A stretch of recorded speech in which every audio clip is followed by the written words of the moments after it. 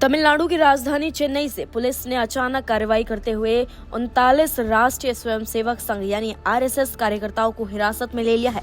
ये मामला चेन्नई के पोरूर इलाके का है। पुलिस का आरोप है कि कार्यकर्ताओं ने एक सरकारी स्कूल परिसर में बिना किसी अनुमति के पूजा और विशेष शाखा प्रशिक्षण आयोजित किया था। यह आयोजन आरएसएस की शताब्दी वर्ष और भारतीय जनसंघ के संस्थापक पंडित दीनदयाल उपाध्याय की जयंती के उपलक्ष्य में किया गया था। पुलिस का कहना है कि सरकारी स्कूल के अंदर इस तरह का धार्मिक या संगठनात्मक कार्यक्रम आयोजित करना नियमों का उल्लंघन है।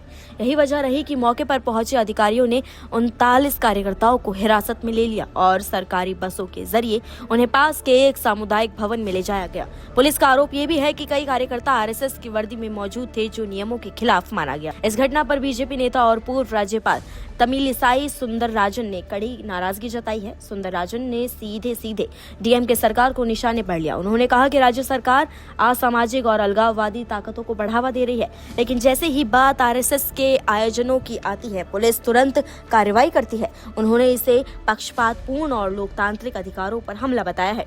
I strongly condemn the arrest of the RSS Karyakartas, CM Sevaks, today very politely, very calmly, without any sensation, as usual. For the past 1 year, as usual, in the same place, they have been conducted shagas. Today, because it is the centenary foundation day of RSS and Vijayadashami, that is the practice that Vijayadashami, the RSS shagas are conducted, and approximately 50 to 60 RM Swayam Sevaks. It's in a very peripheral area, very calm area. Today, a holiday in a general ground. They were conducting the puja and the workouts.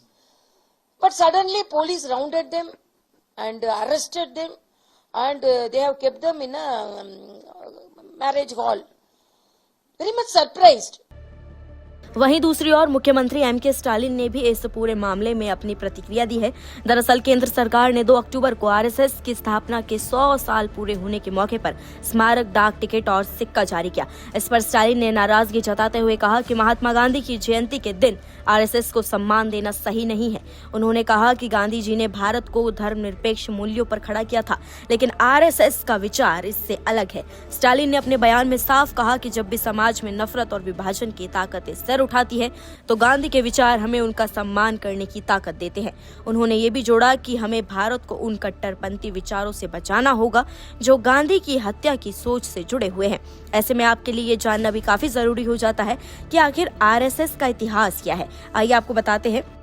दरअसल RSS की स्थापना 27 सितंबर 1925 को नागपुर में हुई थी। इसके संस्थापक doctor Keshav Baliram Hedgewar थे। हेडगेवार का मानना था कि भारत को मजबूत बनाने के लिए सिर्फ राजनीतिक आजादी काफी नहीं है, बल्कि समाज को एकजुट करना भी जरूरी है। इसी सोच से हिंदू राष्ट्रवाद की विचारधारा पर आधारित संगठन की शुरुआत की गई। शुरुआत में आरएसएस बहुत छोटा समूह था, जहाँ शाखाओं में बच्चे और युवा मिलकर अनुशासन, शारीरिक व्यायाम और देशभक्ति के गीत गाते थे। धीरे धीरे ये शाखाएं पूरे महाराष्ट्र और फिर देखते ही देखते पूरे देश में फैल गई। आरएसएस का मकसद था समाज को जाति, पंथ और प्रांत से ऊपर उठकर एकजुट करना। ब्रिटिश हुकूमत के समय भी संघ के स्वयंसेवक सक्रिय रहे। हालांकि आरएसएस ने प्रत्यक्ष राजनीतिक आंदोलन नहीं किया, लेकिन कई स्वतंत्रता सेनानियों और आंदोलनों को अप्रत्यक्ष समर्थन मिला। यही वजह है कि आजादी से पहले ही आरएसएस लाखों युवाओं तक पहुंच चुका था। आजादी के बाद 1948 में संघ पर बड़ा संकट आया। महात्मा गांधी की हत्या के बाद आरएसएस पर प्रतिबंध लगा दिया गया। हालांकि संघ का सीधा संबंध साबित नहीं हुआ और 1949 में यह प्रतिबंध हटा लिया गया। इस घटना ने आरएसएस को और भी मजबूत और संगठित बना दिया। संघ की सबसे बड़ी ताकत है इसकी शाखाएं। हर सुबह पार्क्स और मैदानों में लगने वाली शाखाओं ने इसे गांव-गांव और शहर-शहर तक पहुंचाया। आज आरएसएस दुनिया का सबसे बड़ा स्वयंसेवी संगठन माना जाता है। इसके लाखों कार्यकर्ता शिक्षा, स्वास्थ्य, समाज सेवा और आपदा राहत जैसे कामों में जुटे रहते हैं। राजनीति में भी आरएसएस का गहरा असर है। 1951 में संघ से जुड़ा राजनीतिक संगठन भारतीय जनसंघ बना, जो आगे चलकर भारतीय जनता पार्टी यानी कि बीजेपी के रूप में उभरा। आज केंद्र और कई राज्यों में सत्ता में बीजेपी है और इसके पीछे संघ की विचारधारा और कार्यकर्ताओं की बड़ी भूमिका मानी जाती है। आज आरएसएस के सर संघचालक मोहन भागवत हैं और संगठन देश विदेश में लाखों कार्यकर्ताओं के साथ सक्रिय है। 100 साल पूरे होने की ओर बढ़ रहा ये संगठन भारत के सामाजिक और राजनीतिक जीवन में अहम भूमिका निभा रहा है। तो एक और आरएसएस अपने 100 साल पूरे होने का जश्न मना रहा है। वहीं दूसरी ओर चेन्नई में इसकी गतिविधियों को लेकर विवाद और टकराव देखने को मिल रहा है। अब सबसे बड़ा सवाल ये है कि क्या ये मामला सिर्फ कानून और अनुमति का है या फिर इसके पीछे राजनीति और वैचारिक संघर्ष की भी गहरी कहानी छिपी है। आप इस मामले पर क्या सोचते हैं? कमेंट्स में अपनी राय हमें जरूर दें। नमस्कार, मैं हूं मानक गुप्ता।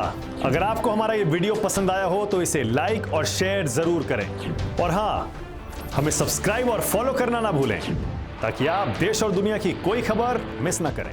तो जुड़े रहिए हमारे साथ और देखते रहिए न्यूज़ 24।